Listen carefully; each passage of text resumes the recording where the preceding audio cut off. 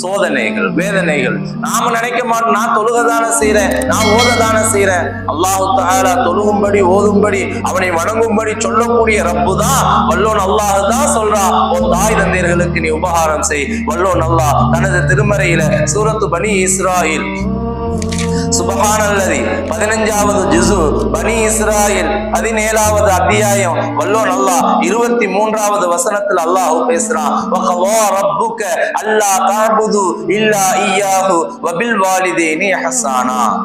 உங்களுடைய ரப்பு அல்லாஹ், அவனை மட்டும்தான் நீங்க வணங்கணும், அவன் அல்லாது யாரையும் நீங்க என்ன செய்யக்கூடாது, வணங்க கூடாதுன்னு அல்லாஹு தஆலா தீர்ப்பளிச்சுட்டான். அதற்கு பின்னால் அல்லாஹு தஆலா தொடர்ந்து சொல்றான், உன்னுடைய தாய் தந்தையர்களுக்கு நீ உபகாரம் செய். இந்த இடத்துல மட்டும் இல்லைங்க, இன்னும் அல்லாஹ் தஆலா சூரத்து நிசாவுல பேசும் பொழுது, வஅபுதுல்லாஹ வலா துஷ்ரிகு பிஹி ஷைஅன் வபில் வாலிதைனி இஹ்சானா. அல்லாஹ்வை வணங்குங்க, அல்லாஹ்வுக்கு யாதொன்றையும் இணை வைக்காதீங்க, உங்களுடைய தாய் தந்தையர்களுக்கு நீங்கள் உபகாரம் செய்யுங்கள்.